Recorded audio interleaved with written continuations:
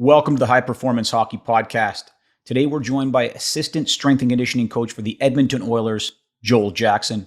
Joel enters his first season in the National Hockey League.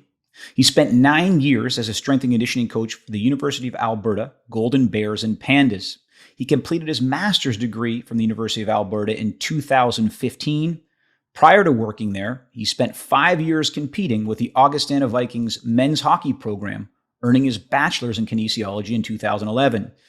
Today we speak on a variety of topics, but specifically on ice testing for ice hockey players. A journal article that was recently published that Joel co-authored, International Journal of Exercise Science, entitled Development and Reliability of a 7x15 meter repeated on-ice sprint test for female ice hockey players. It's a fantastic conversation. We also discuss an article that Joel published on the SCAPH website, Moving On Up, Stair Conditioning for ice hockey players. It's, again, a very, very insightful episode. Glad that Joel could join us. Welcome to the podcast.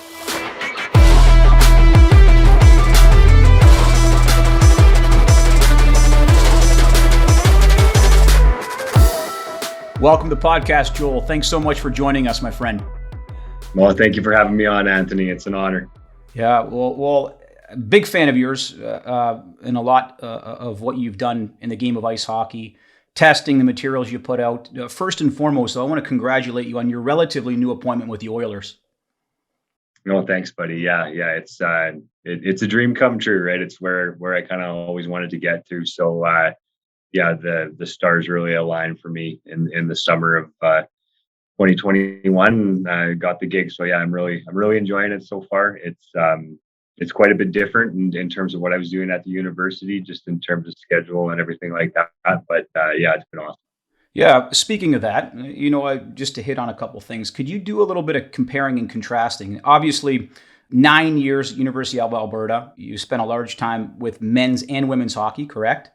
Yes. Compare and contrast that right now. Like what are similarities? Obviously, the game schedule is different. In the NCAA, I believe is it 32 or 36 games, at least in the U.S. What's the Canadian schedule look like in terms of games played and touch points on the ice?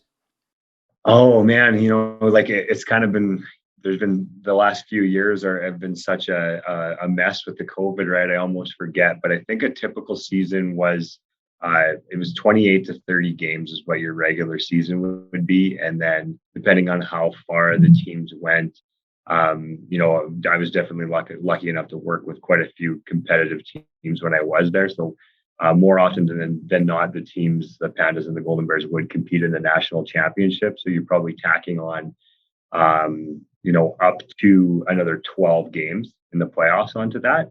Sure. But yeah, so still a fairly quiet schedule compared to what a professional one is. But with that in mind, there was always a handful of the men that if they were graduating, there was 1 year where the guys, there's 2 of them that won a national championship, and then they went down and played for the Allen Americans in the East Coast Hockey League and played another almost 40 games. Wow. So those guys had a full load, but yeah, typically it's similar to what the NCAA would be, where you're looking at around 30 to 35 games in your regular season. So if you would compare and contrast that for me, and let me give you a little bit more context. Obviously, you have an 82 game schedule now, which is very, very different.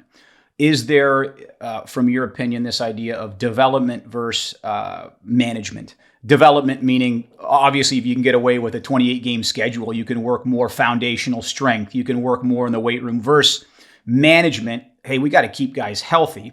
The goal here is not to increase Tommy's back squat. It's to manage and keep players healthy and have the availability needed. Would you agree? Is that something that it's not suggesting that strength training is not important in season, but is it more of a managerial standpoint, like managing stress from an 82 game schedule, than it would be contrasting that to a college season? Yeah, definitely. I've realized that, like, definitely at a time right now with the season, some of the guys on the staff are already referring to it as kind of the dog days already, right? Where, it's been long. You've gone through a couple of grinds already in terms of road trips and stuff like that. But in terms of similarities, there still is times like that in the university setting, right? Where, these guys have a massive schedule in the NHL, but at the same time, like the schedule that a student athlete has is no joke either, right? And Sure. you and I both know that from playing college hockey, right? And trying to keep your grades up and trying to keep your on ice performance up as well. It's definitely tough for a lot of those athletes. And there's certain times of the year where you're really heavy with your academic schedule in terms of assignments or exams or anything like that. So I was always kind of found that when those times hit, which were usually at least a couple times a semester, where there'd be midterms and finals and things like that, where you kind of did have to transition a little bit more to that focus on recovery and regeneration and placing the most importance on ice, right? Like where that is the most important part, right? Where a lot of times the strength and conditioning kind of needs to be a means to an end and should switch the focus a little bit more to the recovery side of it. So I think that's a little bit more often in season right now in an NHL setting, but there definitely still was times with those student athletes where the focus needed to be very similar. Got it. In terms and measures of communicating, obviously it's a little bit different. You're an assistant strength and conditioning coach right now. So what are your job responsibilities? Is it directly pertaining to the lead strength coach? Are you guys, how does it scale? Meaning who do you respond to, or who's involved in decision making? Is it a team approach? How does it work? Yeah, so like so far it's been a very very solid team approach. I've found Chad Drummond is the gentleman's name that I work with here in Edmonton, who's been the head guy here for almost 10 years now, so almost 10 seasons. So he's obviously has a very good system in place right now. So a lot of the sports science side of things in terms of the monitoring that we're doing, we have force plates, a few different like the inertial measurement units and the catapults and things like that. So I'm learning a lot about that stuff right now, taking care of a lot of the parts of it where I'm putting the units in the guys' pads. I'm taking them out, I'm uploading data and things like that. And he's definitely kind of teaching me a lot in terms of how they have looked at that data in the past few years and how it's communicated. But a lot of that is taken on by Chad. Okay. And then in terms of other pieces, just in the day to day, like he's also involved me with some of the programming as well. We've had unfortunate rash of injuries recently, so we've had to share the load quite a bit there. And if one of us is typically always going to stay home on road trips as well, especially if there is injured guys staying home. So somebody's got to hold down the fort at home while the other guy's on the road. So, again, I'm still fairly new in the role and still, a lot of things that I am still learning, but, I'm definitely very happy with how the responsibility has been shared on me so far. And I feel that Chad's been, trusting of me, and it's been a great relationship so far. That's fantastic. It sounds like a very grow set culture and a great environment. I want to pivot for a second. You're an academic. You're also, you got your master's degree. You're also a very pragmatic practitioner. I've read several of your articles. I know your work. A big time respect for you to put the science into practice. I want to pivot a little bit about talking more about testing, this idea of testing, specifically both on and off ice tests. What elements do you feel make a good test? We can start with off ice. Obviously, I think the best way to test is, take the scoreboard and kind of scale back from there. But what elements do you feel, based on your career in the game so far, that you've nailed down, maybe 5 or 6 anchor points that you feel are really important for hockey players? And they don't have to be ones that you're currently doing, or it could be ones that you're currently doing. Just curious what your thought process is about that.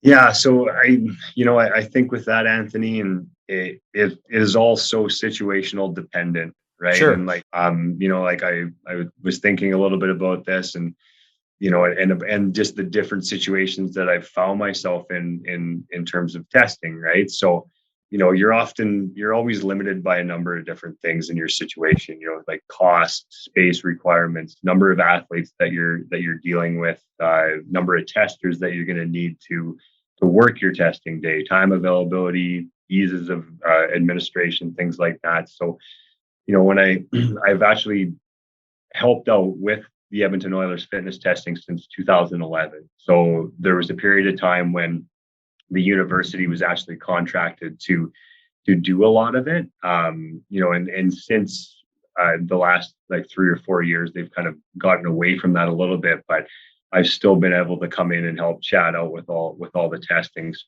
So when we're looking at it in a professional setting, and it could be the same for any sport, not just hockey, right? Where oftentimes that budget limitation that is a reality for a lot of people. It isn't as significant in this environment, and most people realize that. And I think oftentimes in that setting, then it becomes even more difficult to decide what you want to do, right? Like where you really need to make sure you're picking the tests that are going to give you the most quality information in terms of the pieces of the game that you're focusing on, or the aspects of the player's fitness that you've indicated as key performance indicators. So if you look at that, that's a big part for the NHL setting. And then when I go back to the university side, it's like, you kind of needed to just pick the certain tests that were going to provide you the most information. And in that setting,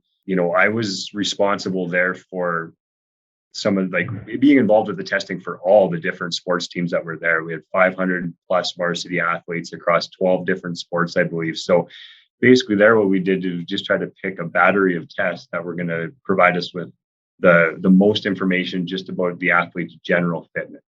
Okay. And then that's in that setting, different teams were allowed to add more onto it. And then when I look at, I'm still involved with the team that I played with in college, and just recently hired a new. I should say I'm involved as an alumni, so I volunteer. So that's my alumni duty, where I'll help them out a little bit with their S&C side of stuff. So they just hired a new coach, and he wanted to do some fitness testing at the start of the year. So when I go to that, it's like they don't have a lot of resources at all, right? So you've really got to trim it down.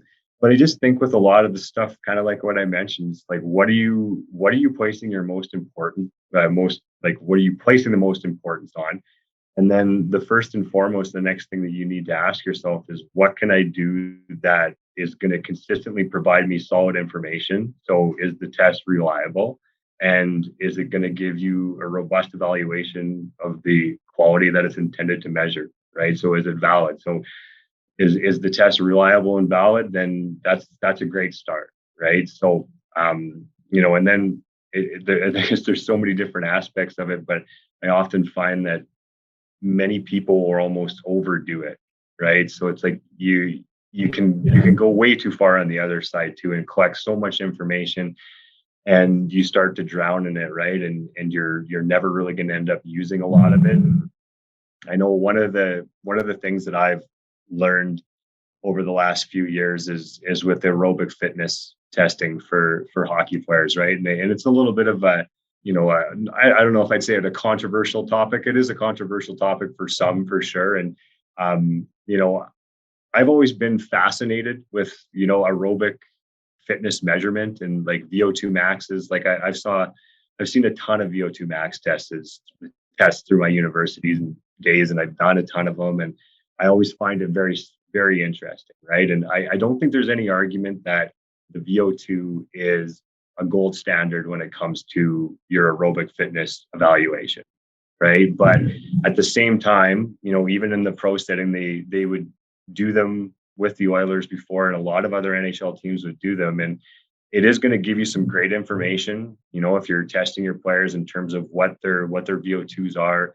But at the same time, if you have a player coming off an injury, rehabbing, and you want to retest them for their aerobic fitness, oftentimes these teams aren't going to have a $25,000 metabolic card at their disposal, right? So you're probably better off to pick something that's just, a little bit easier to administer, but still has robust reliability and validity that you can kind of do whenever you want, right? When you're rehabbing a player, and just kind of check in on it periodically.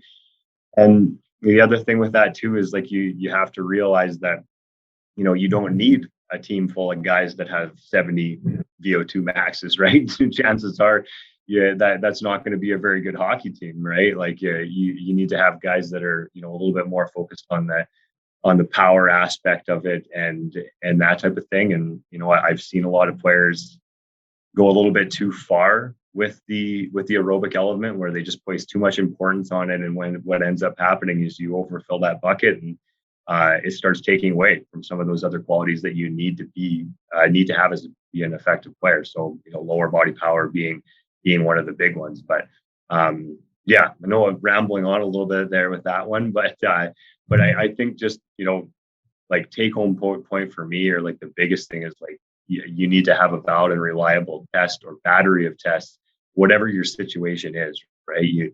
If you can only do a beep test, then, do a beep test, make sure that you're doing it on an appropriate surface, it's measured out correctly, and you go from there, right? But if you have the means to do something else, just make sure that it's valid and reliable. And that valid and reliable can come from many different ways, right? It can come from research studies, such as the one we're going to talk about. It can become from equipment, using gold standard equipment if you have to have it. If you don't have to have it, it can come from being consistent in your measurements and having the same rate or rate that measurement. You can do that on a budget. You can scale it, correct? Yeah, 100%, right? Like, pretty much. Then that's the kind of thing too, is there's never really any excuse not to do testing, right? Because pretty much anybody can afford to do something like a beep test or a standing broad jump or something like that. Is just make it work with the situation that you have. Another thing I wanted to touch on in testing, and then I want to get into a little bit more about to your journal article, is this idea of collecting baseline measures. I think especially for training camp, and I don't know if this happens in the National Hockey League, but I think it's interesting to ask. These tests, I mean, the goal, I think, would possibly be to give as much narrative to the coaches as you can on who's in shape, who's not, without overly fatiguing and crushing somebody, allowing them to do what they do best. But also, I think, is a huge part is being able to use these numbers should somebody get injured, and being able to take them as baseline measures, ranking them comparatively speaking in terms and measures of, if they do get injured, how can we use these numbers in our testing environment to see where they were before and after? Does that make sense from baseline? Yeah. And like, to be honest with you, Anthony, I kind of feel like that's where I've seen the most value from fitness testing is in those situations, right? Like it always is great in training camp to on that testing day, just to see, who's coming in, who's done the work, if they've regressed or progressed from previous testing times. But that in and of itself, where you have somebody coming back from an injury, to be able to get those baseline numbers and see where they are, that's going to give you the most information. And that is like the best information that a medical and training staff can provide to the coaching staff as well, right? In terms of like, we feel that this guy's ready, he's hitting all his marks. If you think he looks good on the ice, then, he's probably ready to insert back in the lineup anytime, right? Or on the other side of it, it's like, it just gives you a lot better idea of what the timeline might be, right? If they need a couple more weeks, if they need a couple more days, if they're ready to go in right now, right? So such a valuable tool there. And absolutely, too, it comes down to communicating that as well with the athlete, right? Whether it's the National Hockey League or the college ranks, I'm guessing everyone's going to know, why the heck am I doing it? And two, if I am, how is that going to help me in the long run?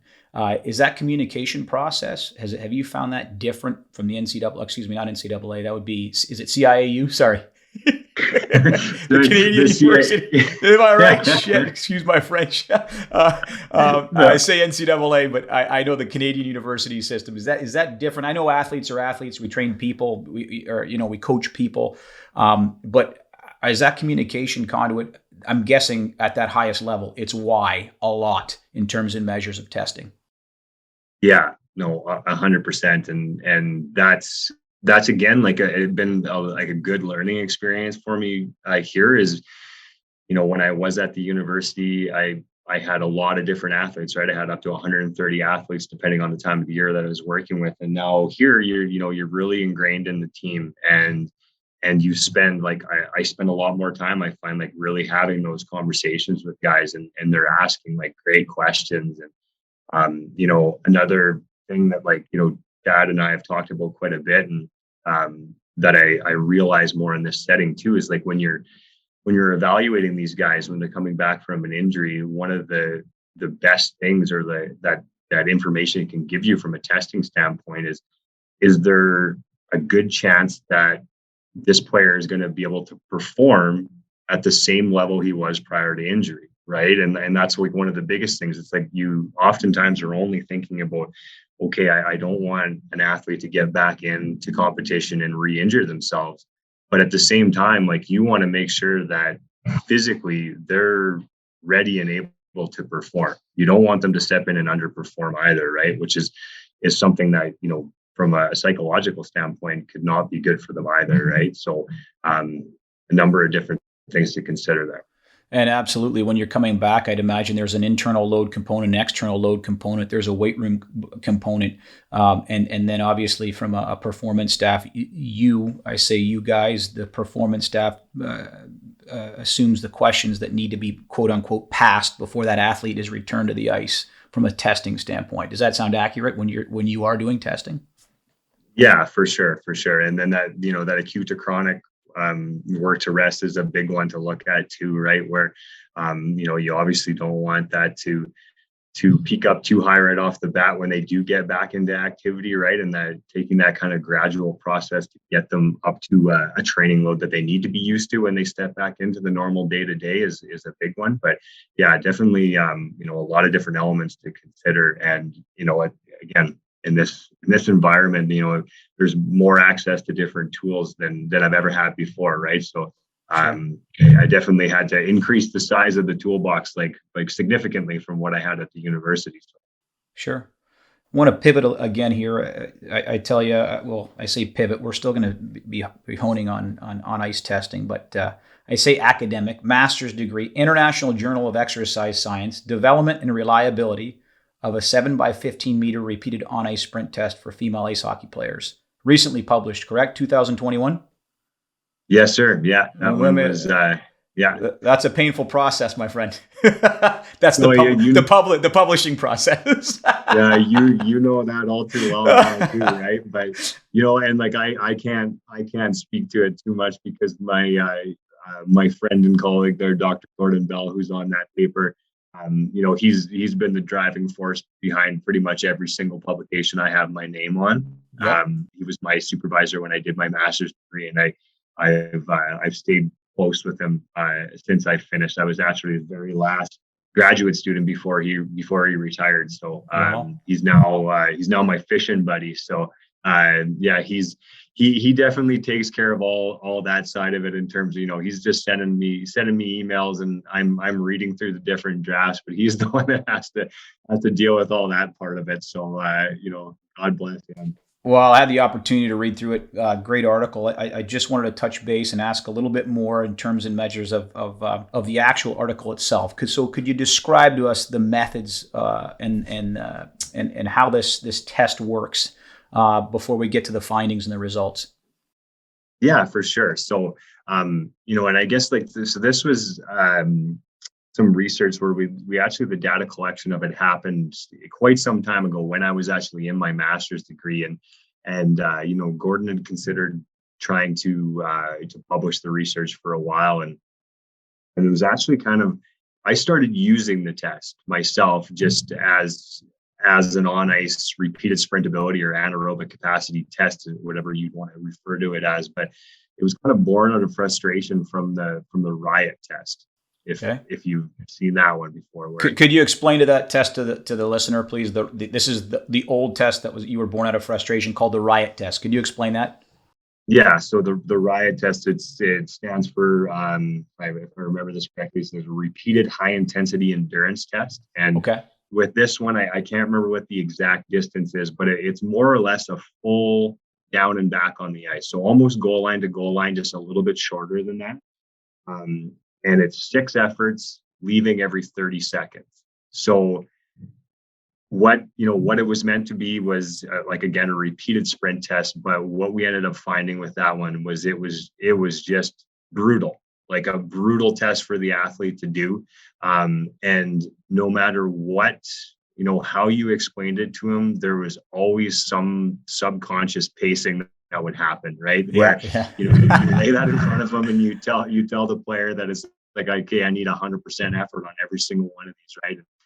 If they truly did if the player truly did that, it wasn't a pretty sight after that 6th one, right? There was a lot of athletes that would be puking, and it was not great, and it wasn't really evaluating what we wanted it to, right? It ended up being more of an aerobic power test, really, in terms of the time of it. And when you look at it, it's like you always kind of want to have that other piece in the back of your mind. So kind of going back to one of your first questions about what makes a good test, it's like, at what point in a hockey game are you going to see a player do that, right? Are they going to do a full sprint all the way down to the other goal line and back? It's not going to happen very often, if ever. So that was the one thing with this repeated sprint, the 7x15, where it's much more realistic in terms of the demands of the game, and easier to administrate, easier for the athlete to wrap their head around. So when the research was done, it was done with the female hockey team at the U of A, and each participant completed 4 separate trials. So 4 separate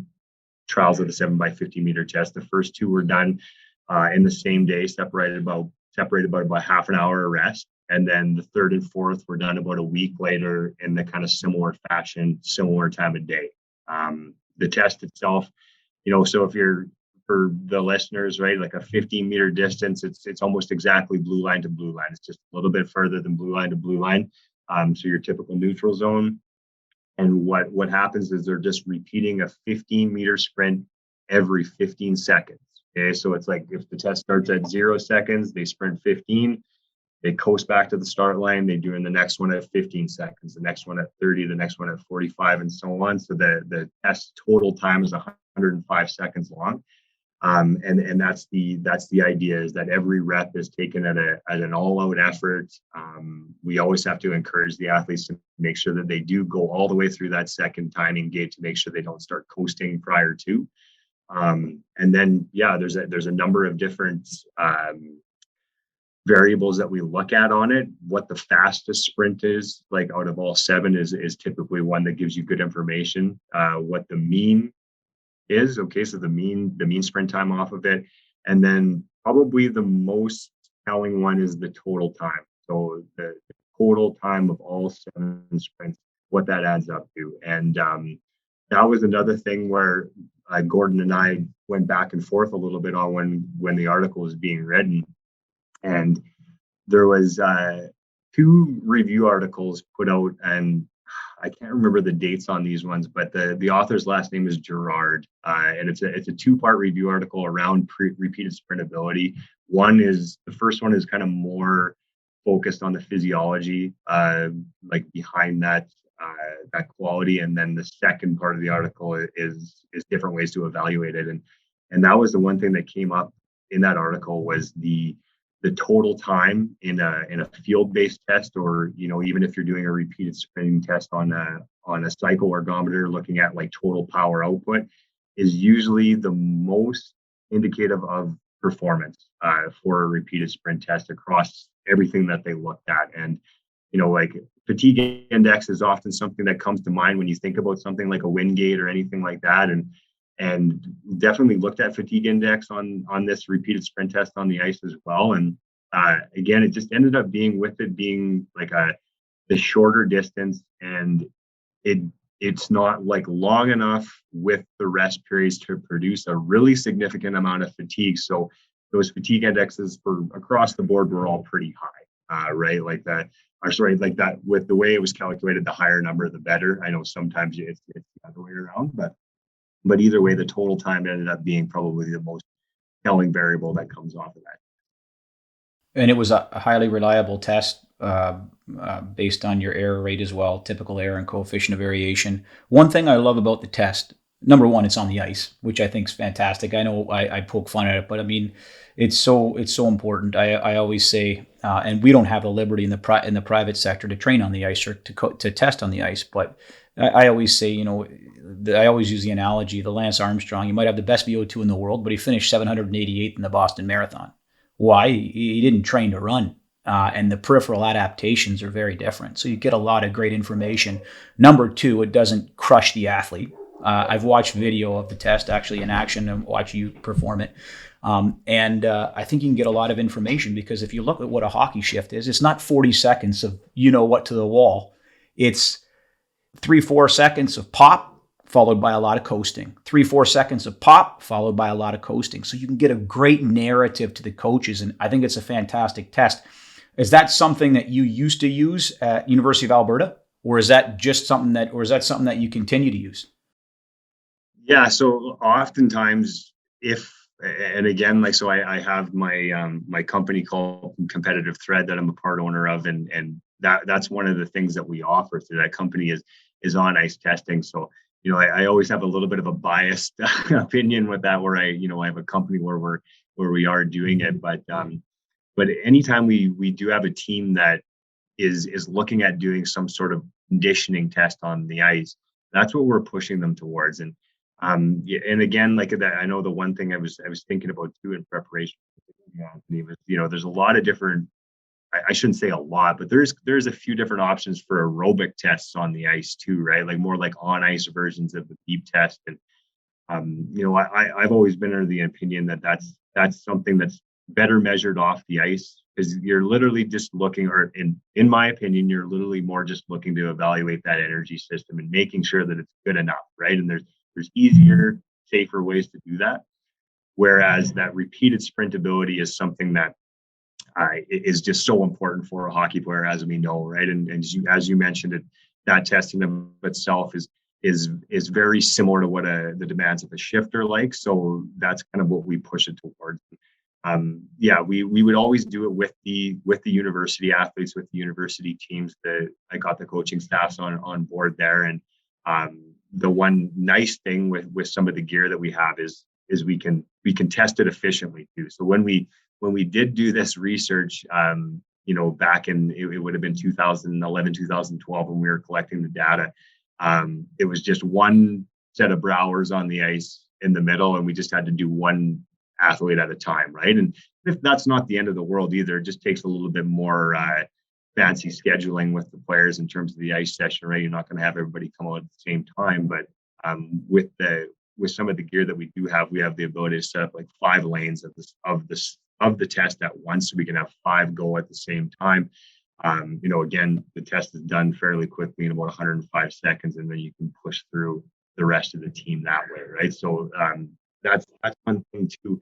When you're looking at on ice testing in terms of what you need to consider, is how you manage the ice, right? Because it's something that's once you get out there and do some on ice testing, you get a much better appreciation for it, and where the ice gets beat up pretty bad, right? Especially when you have some bigger, larger athletes, right? So like a men's university hockey team is going to beat up the ice a lot worse than like a bantam team, right? So just something that always has to be kept in mind. But it is a test that we do like to suggest to teams that are interested in doing something on the ice for conditioning. A couple more questions regarding that test. So 2 questions. One's a technology question. What do you recommend gate-wise, timing gate-wise for a test like this? The second one is, for any listener out there that might be considering this test, I've got a full hockey team, Anthony. We got 18 on the roster.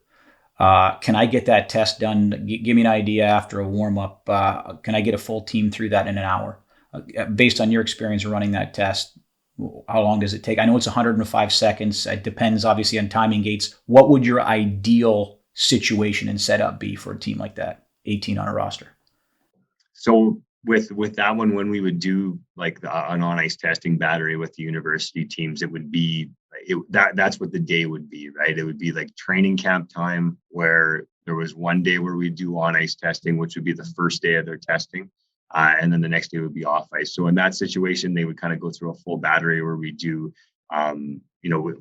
what we decided on, right? And again, like you could argue this for other qualities that you might want to assess, but we wanted to look at forward speed, backward skating speed, transition ability. So like the skater's ability to transition from forwards to backwards, backwards to forwards, and change of direction ability, and then that conditioning, so the repeated sprint ability at the end.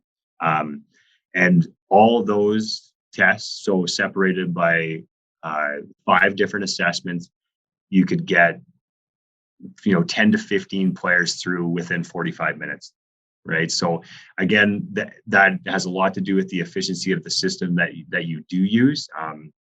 The system that we have right now, the brand of it is called sport testing. Again, like I'm not positive that there's not a lot of other options out there that are like it, but we've actually recently looked into kind of possibly developing our own here at some point, and it's kind of just in the infancy right now, but that kind of technology is ideal, where you can set up multiple lanes of lights, have everything wireless, that type of thing, right? Obviously not the reality for a lot of people, but if you were just using like a single set of browers, or if you had access to multiple sets of gates, that is the ideal situation, right? But an hour-long ice slot, if you just had one set of gates, you could easily just schedule it where you had, say a group of 5 athletes come on every 15 minutes and you could rifle them through that way. Right. So, again, situational dependent, right? But I think most people are going to have access to just maybe 1 or 2 sets of gates, and you just have to do a little bit of fancy work with your schedule. Great response, and thanks for the insight. Regarding communicating here, the values of your on-ice tests, I've read some of the articles that you've talked about in terms of measures of Z-scores. Do you communicate, do you use the Z-scores a lot to communicate off-ice testing or on-ice testing to decision makers, i.e. head coaches, i.e. ADs, i.e. whatever it may be? Do you guys use the Z-scores a ton? Yeah. Like I used them a lot at the university. So with the hockey teams, I would always basically kind of, I think I talked about this in the article that I had on the SCAPH site, where you can basically fluctuate the weighting of that test just based on what you feel the qualities are the most important. So I would always do that for the hockey teams, and it was really interesting doing that once we started implementing the on ice testing into it, where it really highlighted the importance of it, because there was always a couple guys that they saw the transition of the on ice testing implementation, and there was one athlete that I'm remembering in particular that was consistently at the bottom of the pile when we were just looking at the off ice components, right? Once we put on ice into it, he shifted all the way up into the top 5, right? So like what that tells you is that that's one of the limitations to off ice testing, right? It's often not going to tell you what that player's on ice ability is, and I don't think everybody is like looking at it specifically for that, right? And you and I both know that like the fittest team isn't always necessarily going to be the best team, right? Like you've used those analogy all the time, where you're not going to win the Kentucky Derby with a jackass, right? So I couldn't agree more there.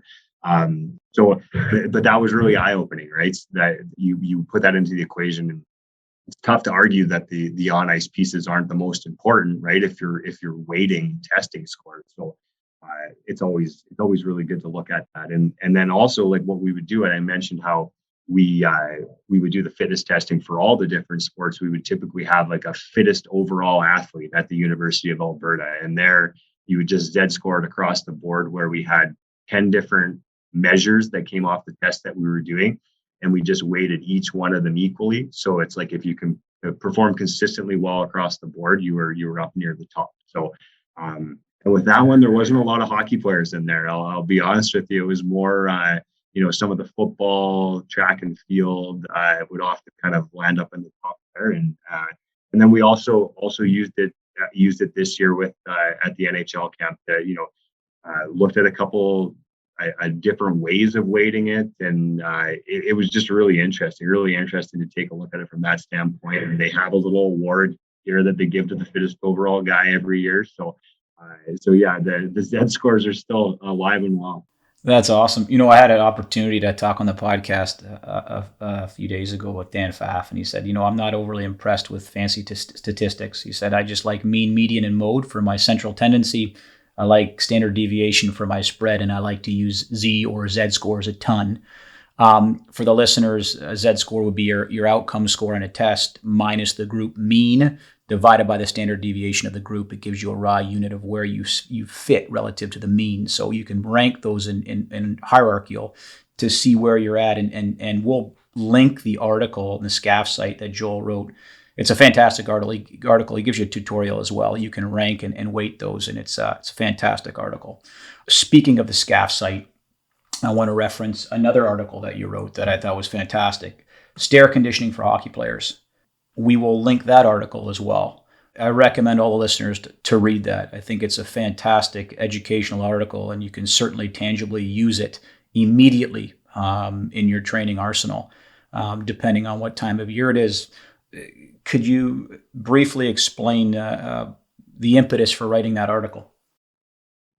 Yeah, so I know, and I kind of start the article off with showing off a couple of pictures of the beautiful city of Edmonton here. Sometimes it gets a bad rap, but yeah, there's a lot of river valley trail systems around the city, and a number of different spots where there's large sets of staircases that feed down into the river valley. And with my training groups in the summertime at the university, I would often have anywhere from 8 to 15 guys that were, a lot of them were Golden Bears alumni that were still playing professionally, and then any of the current players. And we would typically always keep some form of stair conditioning in throughout the summer as on one of our training days. And personally, like, just for my own fitness, I love doing it, and I'd spend a lot of time on them, right?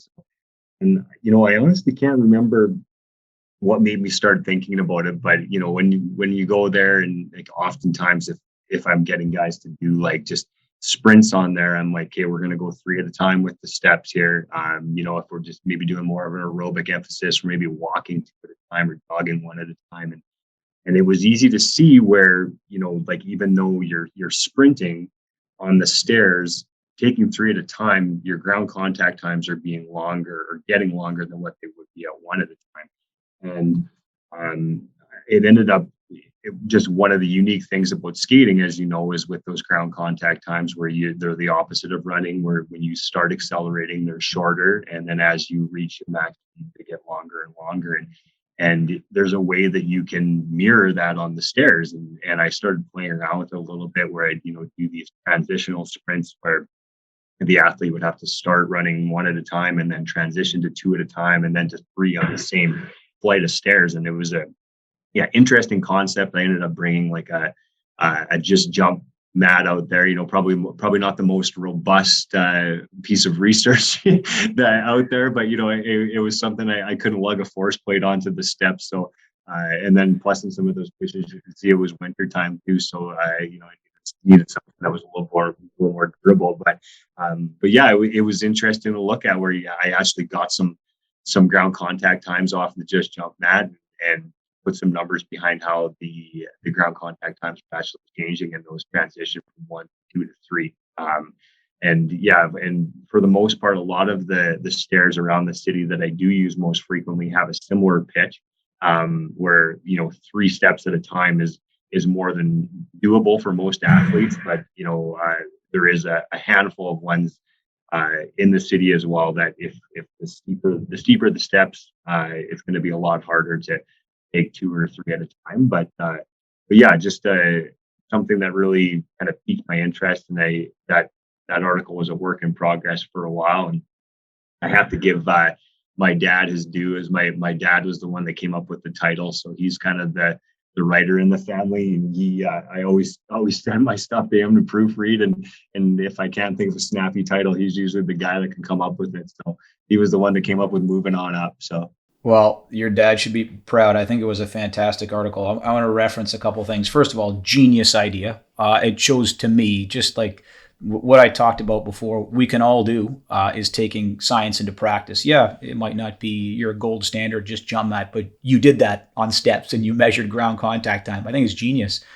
You also talked about this idea from a biomechanical standpoint of ground contact time in skating, and it's different than running. This is a Stidwell et al. Article, 2010, where they had force transducers measuring force on the ice. It was a sample of competitive hockey players. They didn't say how competitive, but it said, quote, in the sample trial shown, clear dynamic differences were evident between step order with a transition from short duration, 0.31 milliseconds, single force peaks at touchdown with 200% body weight, in this third step to longer duration, 0.38 milliseconds, and bimodal force peaks from 120 to 180% body weight by the sixth step. So very interesting in terms and measures of a biomechanical standpoint. And I want to get into this idea of this run to glide phase and talking a little bit more about this idea of stair training and the idea of, hey, I only want to do one step or I want to do 3 steps. And you talked about this idea of dynamic correspondence. Could you go over that? I love the fact that you talked about it in your article in terms of the hip height, in terms of the lean. Could you talk a little bit more about, the steps and the mechanics in terms and measures of this run to glide action? For example, I think you mentioned in the article, Joel, running 1 step, for example. Obviously, you're going to have a higher hip height. You're running 3 steps, you're lowering. It's going to be more of getting into that glide phase. Again, we talk about this idea of dynamic correspondence. Perhaps you could tell the listener, if they're not educated on dynamic correspondence, what is it? And then talk a little bit about the steps and how you look at those steps depending on, 1 versus 3. For sure, yeah, and two, before I forget about it, if any of the listeners that end up reading that article, they'll see that I give you the credit. But the first time I heard anybody talk about the ground contact times was you, buddy. So when you presented at the Okanagan Strength and Conditioning Conference in Kelowna, beautiful Kelowna, BC. So that was a great time. Yeah, and then like I said, that was a true aha moment for me, and I definitely, it's such an interesting part of hockey, part of skating that you can consider with your training. So with dynamic correspondence, again, like the different categories are amplitude and direction of movement, accentuated regions of force production, dynamics of effort, rate and time, maximum force production, and regime of muscular work. So just kind of one of the examples up there when you're talking about like the higher hip height with the 1 step at a time, again, similar to when an athlete starts a sprint or starts to get themselves into high intensity skating on the ice, or they're going to be a little bit more upright and they're taking more of what would look like a running style, right? And as they transition into higher speeds, the good skaters, so I wouldn't lump myself in this category. They are going to get progressively lower with a deeper hip and knee bend and get into more of that gliding phase. And that was another thing that we saw when looking at some of the athletes when they were sprinting, is that was exactly the same thing that was happening, right? Is where they were getting into more of a significant hip and knee angles as they reach those top speeds. So again, just a number of different aspects of that dynamic correspondence that come up in the article. And again, like I won't bore too many people with going super high into detail with it, but just the one thing that I found too with the accentuated regions of force production, and it was something that that the article that our buddy Lassie wrote in about the dynamic correspondence from the hang power clean, the skating, and I read that article and I thought those two, him and Jake Schuster, did such an excellent job on that article. And that's one of the things that really started kind of sparking my interest in dynamic correspondence again, because it was always something that a couple of my mentors placed a lot of emphasis on when I was kind of coming to age. And I would always bring it up and talk about it in the strength and conditioning class that I taught at the university. And yeah, I just find it's a very valuable way to look at how you choose exercises. And I know with with the article for accentuated regions of force production in the article by Lassie, amplitude and direction of movement. With that one thing that came up is that, with the power clean, obviously we're very focused in the sagittal plane on that.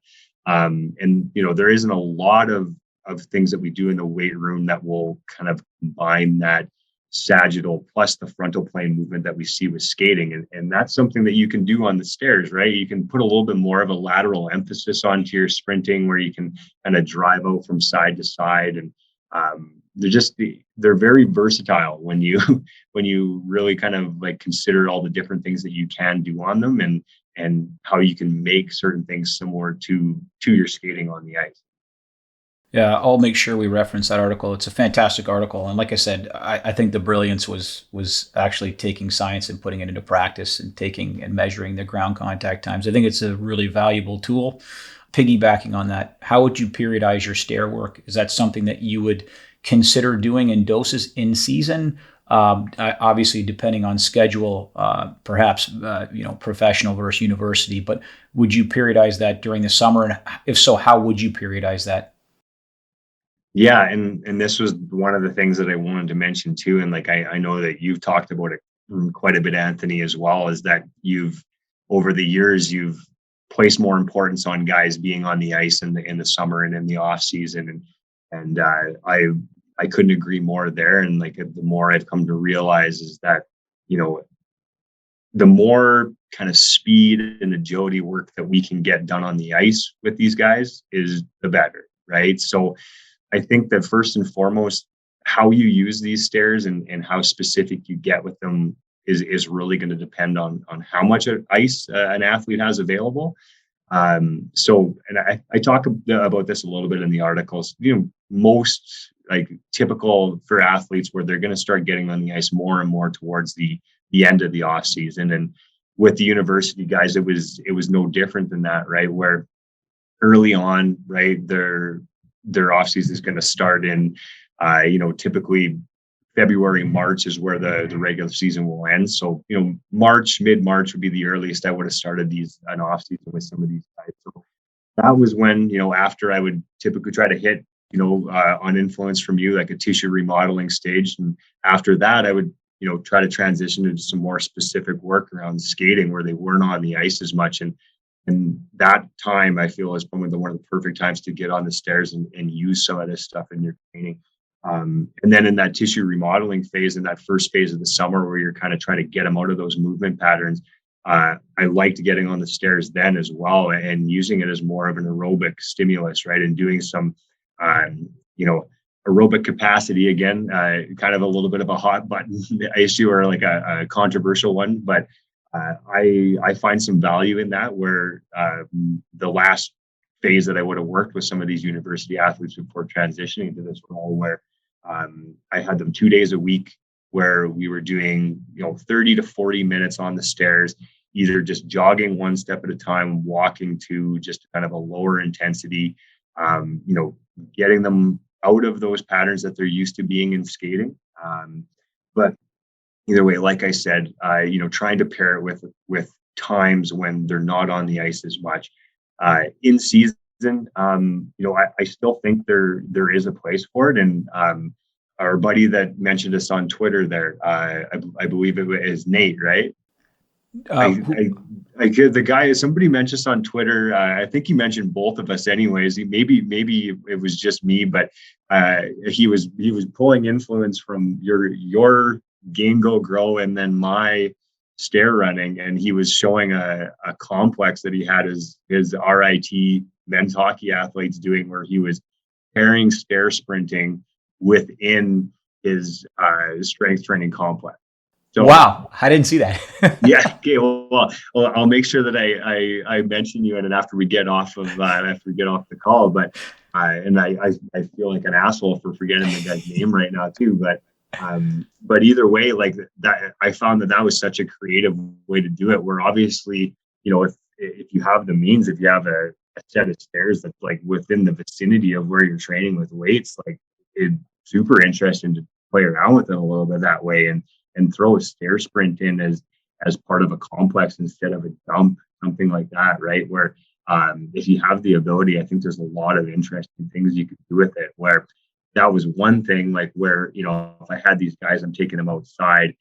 You got the stairs there, and that's about it. There's usually a little bit of a green space to do some warm ups with, and things like that. But I would always try to keep it to more of like a conditioning day when we did go there. But yeah, like you said, again, I've said it a few times, but if your situation allows for different things, there's different ways that you could use it in your training for sure. Last question here in terms of ground contact. It's related to the article, but perhaps unrelated. Jump training.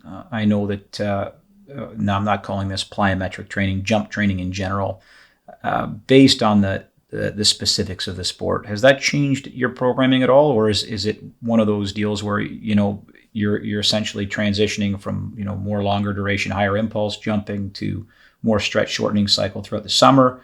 Or are you surfing the kind of the impulse / SSC stretch shortening cycle curve weekly, meaning you're through a microcycle? Just curious.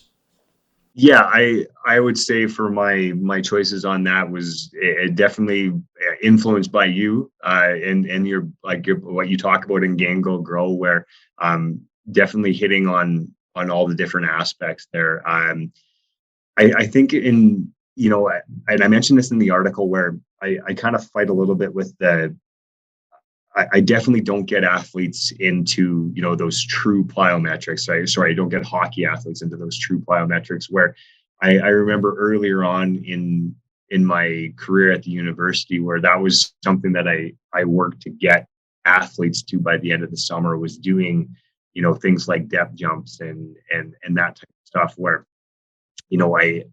I kind of felt like I don't really know if the juice is worth the squeeze there. And I was lucky enough that I didn't end up having any significant injuries from it, but that would be the last thing that you would want. And I think with the ground contact sometimes that you see in skating, it does make more sense to me to give your athletes a little bit more time on the ground when they're trying to produce power in the weight room as well.